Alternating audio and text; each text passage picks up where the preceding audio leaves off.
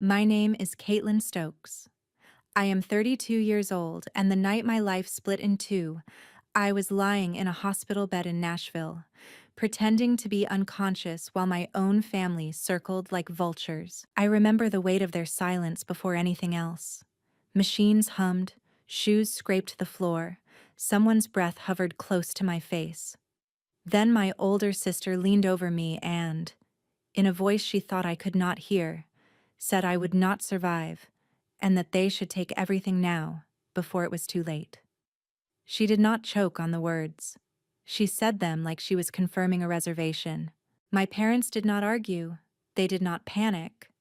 They agreed. In that moment, I understood something colder than any diagnosis on my chart. They were already planning a future where I was gone, and my savings, my work, my entire adult life were nothing but loose change for them to grab. I lay there, eyes shut, lungs burning with the need to scream, and counted every footstep as they walked out of the room, memorizing the rhythm like a threat. When the door closed, I stared into the darkness behind my eyelids and made a promise to myself. If I lived, this night would not be the end of me. It would be the beginning of theirs. By morning, my phone started lighting up with calls and notifications, and that was the first sign that their perfect little plan was already slipping out of their hands. Before I tell you what he said, and what happened after I walked out, tell me, what time is it for you right now? And where are you watching from? I'm curious to see how far this story will travel. Long before that night in the hospital, my life in Nashville ran on a strict, exhausting schedule that I thought I controlled. I worked in event logistics, the person people called when a stage needed to be built, lit, and torn down before dawn. The job was long hours, concrete floors, heavy cases, endless checklists. While other people posted photos from vacations, I was walking arenas at 2 in the morning with a headset on, making sure nobody tripped over cables. Every overtime shift I took had one purpose: to turn years of work into a house of my own. Over nearly a decade, I piled money into a separate account, a place I did not touch, not even for birthdays or holidays. By the time everything fell apart, that account held a little over $98,000. It was my down payment, my proof that I could rely on myself even when nothing else felt steady. My family knew about that money because they had tested its boundaries over and over. My older sister, Misty, 36, drifted from job to job and treated credit cards like suggestions instead of bills. My mom, Denise, 59, had not worked in years and loved shopping on sale so much that our garage slowly turned into a warehouse for things she never opened. My dad, Thomas, 61, talked a lot about lean months and unexpected expenses, but never once talked about a budget. My younger brother, Brandon, 28, bounced between roommates and short-term leases, always a few weeks away from being behind on rent. When someone's car broke down, they called me. When a landlord threatened late fees, they called me. When a medical bill arrived with red letters on the envelope, they called me. I paid for my mom's transmission repair, a little more than $3,000, then covered part of my dad's hospital stay, when a minor surgery cost more than he expected. I cleared one of Misty's cards enough to keep collections away and wired Brandon nearly 2 months of rent so he would not have to move back in with our parents. They always promised to pay me back. They almost never did. Instead, each favor turned into proof that I was good with money, which in their minds meant I did not really need what I was saving. A few times they asked why I did not just put one of them on the account for emergencies, or let my dad manage it since he was older and wiser. I smiled, changed the subject, and told them the bank was strict about access. The truth was simpler and sharper. That account was the only thing in my life that was completely mine. Work, at least, made sense. Schedules were chaotic but predictable. If a storm rolled in on show day, we adjusted. If a truck was late, we shifted crew. I was used to juggling moving parts and making dangerous things safe enough for strangers to walk across. The week of the accident, we were setting up an outdoor stage on the fairgrounds just outside the city. The schedule was tight, the forecast stubborn, and the client wanted everything bigger, higher, brighter. We were behind from the moment the trucks pulled in. We worked under floodlights long after sunset, climbing metal stairs, tightening bolts, fastening safety lines that should have been checked twice but only got a quick glance. I remember the air that night more than anything. Thick, humid, buzzing with generators. I was halfway up a scaffold, clipboard in hand, when someone shouted about the time and the curfew for noise. Decisions were made faster than they should have been. We rushed to finish what should have taken another day. What happened next is a string of images more than a clean memory. A metal railing shifted under my hand. The platform beneath my boots lurched. The world dropped sideways. There was the sharp crack of something giving way. A weightless second where my body understood before my mind could catch up, and then concrete rising far too quickly. Sirens later. A neck brace. The smell of antiseptic. The ceiling sliding above me as strangers pushed my stretcher through corridors I did not recognize. Someone said my name and asked if I could hear them. My mouth would not open, but my thoughts were loud enough to make my skull ache. At some point, the bright lights softened. Machines took over the work my body could not manage. Doctors spoke above me about swelling and rest and letting my brain quiet down. I could not lift a finger or open my eyes, but under the stillness, something in me stayed stubbornly awake, clinging to every sound.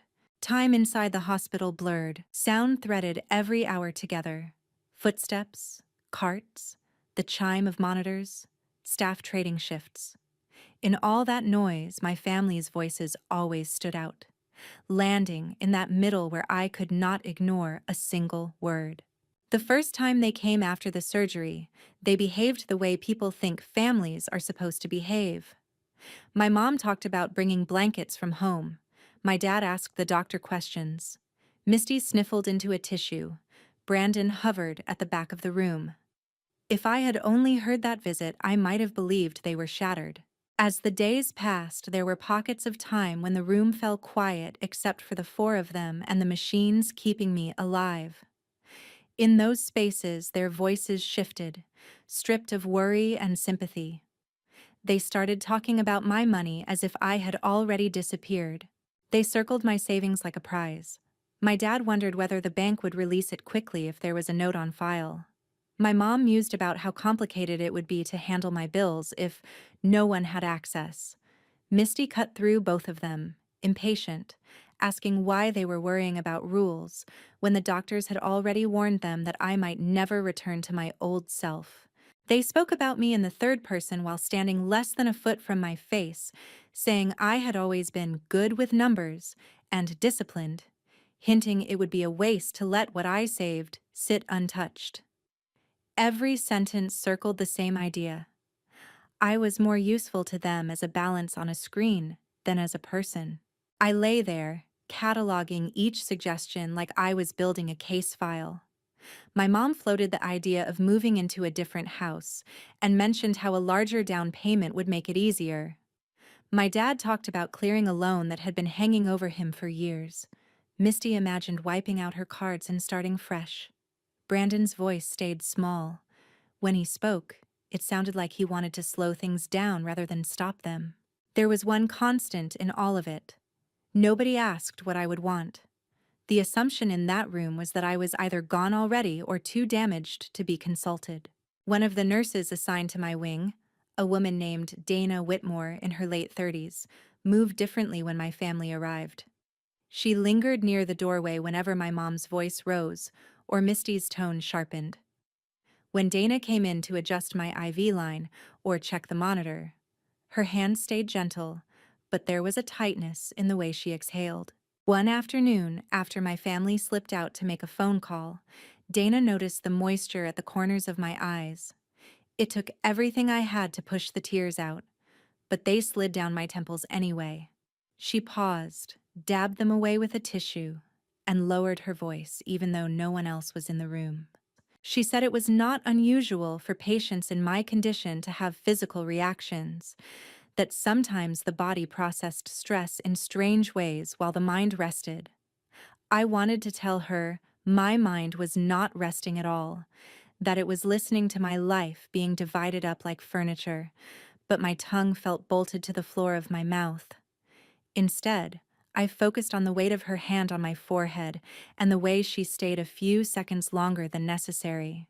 Their conversations grew bolder as they grew more comfortable with the idea of me staying where I was. They mentioned a lawyer my parents knew from church, someone who could help with paperwork. They debated whose name should go first on whatever forms would be needed. Misty argued that she handled things best under pressure and should be the one in charge. My mom claimed that, as the one who had done the most for the family, she deserved that role. My dad asked which arrangement would make the bank move faster. All of this unfolded inches from my bed. They were careful to sound devastated when staff walked past or when a doctor entered, lowering their voices and wiping their faces as if they had been crying the whole time. When the room emptied again, the conversation snapped back to numbers, signatures, and timing. I listened and counted my own breaths, not because I was afraid of dying, but because I wanted to mark every second they spent rewriting my future without me. At some point, the stillness around me began to thin. The first sign was small. I realized I could move the tip of my index finger if I focused on it long enough. It felt slow and uncertain, but it was motion. The next day, I managed to pull in one deeper breath on my own. None of it showed in a way my family would notice, yet inside my head it felt like alarms. Doctors came in at odd hours, tested my reflexes, shone lights into my eyes, asked me to squeeze their hands. For a while, nothing happened. Then one afternoon my right hand twitched against the sheet. The resident repeated the request, and this time my fingers curled around his. They wrote notes and talked about seeing what I could handle when I was more awake. Waking up was not a clean break between unconscious and alert. It came in waves. There were stretches where everything faded to black, then moments where sound sharpened and the room edged into focus.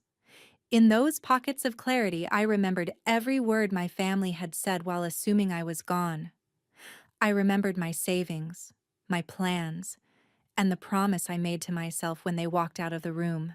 If I showed them I was fully aware, they would change their approach. They would start hiding things, cleaning up their conversations, acting like the perfect support system. I needed them to keep underestimating me, so I built a new role to play. When my speech returned, it came back clumsy. The first time I tried to answer a nurse, the words stuck together and slid out too slow. It would have been easy to force every sentence to be as clear as possible, but instead, I let some of the fog show. I stumbled over simple answers, paused too long, let my eyes drift when staff called my name. The chart outside my room started to collect phrases like disoriented and intermittent recall. Dana noticed the shift before most of the others. She saw the way my gaze tracked her when she moved around the bed, the way my fingers tightened when a particular name passed between my parents at the door. One evening, she leaned close and spoke so quietly I could barely hear her over the machines. She asked me to blink once if I understood her. My eyelids felt heavy, but they obeyed. She waited, then asked me to blink twice if I remembered when my family talked about money. My chest ached, but I forced my eyes closed and opened twice. Something in her shoulders dropped, like a puzzle piece had finally clicked. After that, she gave me more space without drawing attention to it. She scheduled my tests so there were windows where no one expected to be in the room. She left a notepad and pen within reach, then forgot to move them back to the tray. It took me an hour to get my hand to obey well enough to scrawl 3 crooked words. Call Evan, please. Evan Morales had been my friend since community college. He worked for a regional bank and never asked me for money. Dana found the note during a routine check, glanced toward the hallway, and slid it into her pocket. Later that day, she told my family I needed to rest and steered them toward the elevators. When they were gone, she came back to my bedside and quietly said that she had reached out to Evan and that he would try to visit. The next morning, he was standing near the foot of my bed, eyes wide, hands shoved into the pockets of his jacket. We did not talk much in front of anyone. I let him do most of the speaking with the staff, while I leaned on the foggy patient act the chart had already prepared for me. When Dana stepped out to print lab results and the door clicked shut behind her, Evan moved closer and lowered his voice. I could not say everything I wanted to say, so I used the pieces of speech I had and the expression in my eyes. Between broken sentences, he understood enough that my family was circling my savings, that they were talking about lawyers and access, and that I did not trust them. His jaw tightened as he listened. He promised to contact an attorney he trusted, a woman named Patricia Long, and to start locking down anything that carried my name on it. By the time visiting hours ended that night, the hospital still saw me as fragile and unfocused. My family still saw me as an obstacle they could manage with the right paperwork. Evan saw something different. So did I. By the end of that week, the quiet around my bed had a new kind of tension. The hospital treated me like a patient who would eventually walk out. Doctors spoke about discharge planning, home exercises, follow-up visits. They smiled when I managed to sit a little longer or answer a question without losing the thread. None of that softened the way my family watched me. To them, I was still a gateway to money they had already started counting. Evan and Patricia used that gap between perception and reality.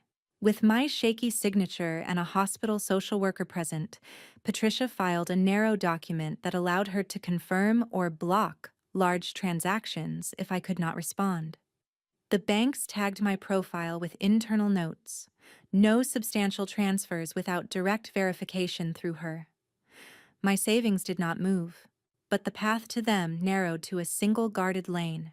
From my vantage point, the changes showed up as small adjustments. Dana became strict about what crossed the threshold of my room. Routine consent forms for scans and therapy went to the foot of the bed. Anything thicker or heavier stayed in her hands until she understood it. When my family arrived, she greeted them politely and stayed within arm's reach whenever they carried papers instead of flowers. Misty began showing up with a heavy canvas tote over her shoulder. It no longer held snacks or magazines. I could hear the thud of folders when she set it down. She sat close enough to my chart to read it, and far enough from my face that she did not have to look at the tubes. Her attention followed the paperwork more than my vital signs. I pieced together their plans from the way they repeated certain phrases. My parents talked about managing things if I could not, and about avoiding probate, as if I were already gone. They mentioned their church lawyer often, quoting him like scripture. He had told them about powers of attorney, beneficiary forms, and how families could keep control when someone was incapable. Misty treated every bit of that advice as a green light. The first time she approached my bed with a clipped stack of pages, there were colored tabs stuck along the edges to show where my name should go. Dana intercepted her gently, asking what the documents were. My mother answered instead, saying they were just to make sure my bills got paid. My father nodded, adding that everything was for my own good. Dana did not argue about motives. She reminded them that the medical team had not declared me incompetent, that I was answering questions and making choices every day. If I signed anything, she said, it needed to be reviewed by someone whose only job was to protect my interests. Framed that way, the request sounded neutral. My parents agreed, confident that any attorney involved would be working for them as much as for me. Patricia arrived the following afternoon in plain clothes and a clipped badge. She introduced herself to my family, listened to them describe their worries about costs, and made sympathetic sounds without committing to their ideas. Then she asked to review the documents in private with me and the nurse present. I was still slow, but my mind was clear enough to follow. Patricia went through each page line by line, stacking them into two piles on the rolling tray. Releases that allowed the hospital to share billing information landed in the first pile. Anything that granted broad authority over my finances landed in the second. She set that second stack aside, far from the pen Dana had placed near my hand. What remained was a single authorization tied to one specific newly created account. That account, which Evan had opened under Patricia's guidance, existed solely to handle my current medical bills and upcoming therapy sessions. It held enough to pay for my recovery, and nothing more. Signing that paper meant acknowledging those payments. It did not place my house savings, my credit, or my future under anyone else's name. Holding the pen still felt like lifting a weight at the gym. My fingers shook, but the letters of my name stayed readable and matched my ID. Dana watched the whole process, noting the time, my responses, the questions I asked. Patricia added her own initials where required. When they finished, I set the pen down and let my hand fall back to the blanket, the effort buzzing through my arm. My parents came back in with expectant faces. Patricia summarized, in careful, formal language, exactly what I had signed. She explained that the authorization was limited to my immediate medical expenses and that any other use would fall outside what I had agreed to. My parents nodded, hearing the words they wanted instead of the ones she actually used. Misty lifted the document as if it were a solution rather than a boundary. Later, my mother told me they had spent the drive home listing which obligations would finally be handled. Hospital invoices came first, then the lingering loan, then repairs they had been putting off on the house. Misty slipped her own debts into the conversation, framing them as part of the same burden I had always helped carry. Brandon asked a few quiet questions about what counted as helping, but his doubts never became resistance. By the close of that week, my muscles still failed me whenever I tried to sit up too fast. On paper, though, my position had hardened. There was a clean record of what I had agreed to, a paper trail that stopped just short of giving them what they wanted. They were convinced they stood at the edge of an unlocked vault. From my side of the bed, I could see they were already standing inside a set of boundaries. They had no idea Patricia had drawn around them. Once the paperwork was in place, the next step was getting me out of the hospital. Doctors started using the word discharge as if it were already done. Therapists measured how far I could walk with a brace and a walker. A case manager asked where I would stay, who would be around, whether I could manage my own bills and appointments. My parents answered for me. They promised that they and my sister would take turns staying with her so I would never be alone. To the staff, it sounded like support. To my family, it meant access to every envelope on my table and every password I was too tired to type. I agreed because refusing too quickly would have told them I was not as confused as I looked. Before I left, Evan and Patricia met me in a small conference room off the main corridor. Evan moved most of my savings into a new account at a different bank, one my parents did not know existed. The original bank kept a smaller balance, enough to look tempting, but not enough to wreck my plans if something slipped. Patricia worked with that bank to mark my profile. Any transfer above a set amount would pause automatically and go to manual review. Internal notes flagged the account as a possible target for pressure from relatives. If the pattern they feared showed up, the system would send a notice to her office without asking my family's opinion. On my discharge day, Evan drove me across town in slow traffic. From the passenger seat, Nashville looked normal. Billboards, strip malls, the same skyline I had seen 1,000 times on late drives home from shows. Nothing in the view showed that my own family had shifted, only the way my chest tightened when I thought about giving them a key again. My apartment on the east side was still the same narrow one-bedroom with a crooked porch light and thin walls. Dust lay on the counters. Envelopes had piled up on the small kitchen table. My life had stayed where I dropped it. Within 48 hours, my mother had wiped every surface and sorted my mail into stacks. My father claimed the armchair by the window and set all the bills beside him. Misty arrived after work with her canvas tote and a legal pad covered in lists. She said she had written down every payment she thought I needed help with, so nothing would get missed. They watched me unlock my phone. My fingers shook more than they used to, and I did not hide that. I let them see the way my hand hovered over the banking app, how I paused to catch my breath before tapping it. The weakness was real, but it also made my hesitation look bigger than it was. When my mother suggested that Misty handle the online stuff until I felt stronger, I let a long second pass, then nodded. I opened the app and left the login screen sitting there between us. Evan had set the view to show one checking account and one savings account, both holding only what we had decided to leave in that bank. Misty asked if I remembered my password. I frowned as if I had lost it somewhere in the weeks I had been under bright lights, then recited it slowly. It unlocked only that limited profile, but the app did not show the difference. Numbers loaded. My mother relaxed. My father leaned forward. Misty's attention narrowed. We started with small things. Under my direction, she paid a clinic invoice, a pharmacy charge, and the upcoming rent.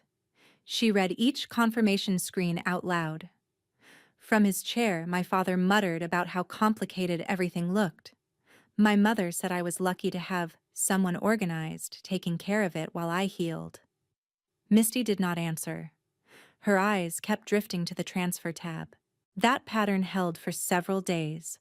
They brought food, sorted laundry, made comments about how small the apartment felt, then ended each visit with helping me click through one or two more screens. Each time, Misty's hands moved a little more quickly.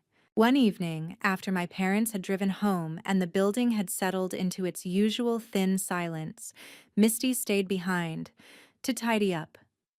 I lay propped on pillows with my phone on the blanket near my knee. She picked it up, opened the banking app, and moved through the menus without asking. She said it might be easier if her account were linked just in case. She needed to cover something for me, and I wanted to pay her back later. The suggestion sounded generous on its face. She typed in her routing and account numbers with steady hands. When she reached the box for the amount, she hesitated only long enough to be sure I was not watching her fingers. The numbers she entered would have taken more than half of what sat in that visible balance. The warning appeared immediately. The app froze the request and asked for extra verification, explaining that the transfer might be held while the bank reviewed it. Misty frowned, backed out, and tried again with a slightly smaller figure. A second notice mentioned security checks and a temporary hold on outgoing transfers from the account. She blamed the system under her breath, set the phone back beside me, and said she would sort it out once the bank stopped acting up. I let my eyelids sag as if the whole conversation had drifted past me. Somewhere away from my couch and my crooked porch light, those two attempts landed in a queue on a screen in a room I would never see. To whoever sat on the other side, it was only a pattern. To me, it was the first proof that the line we had drawn around my life could not be stepped over quietly. A week after the bank blocked those transfers, Patricia said it was time for everyone to face the same facts. We met in a conference room at her office. My parents sat together, Brandon at the corner, Misty with a pen in her hand, Patricia with a laptop open. I took the chair closest to the door, my cane standing beside me. Patricia spoke first. The bank had recorded several attempts to move large sums from my account into an account that did not share my name. Each request had been stopped and flagged as high risk. She turned the screen so we could all see the log, my account on one line, the destination routing and account number on the next. Misty said she had only been trying to help while I was overwhelmed, that she meant to clear bills and explain later. My mother agreed and said I should feel grateful. My father muttered that online banking is confusing when you are recovering from a head injury. They wrapped everything in concern and skipped over the part where my opinion was missing. Patricia let them finish. Then she said none of the transfers would be processed and that similar attempts in the future could lead to tighter limits or even account closures.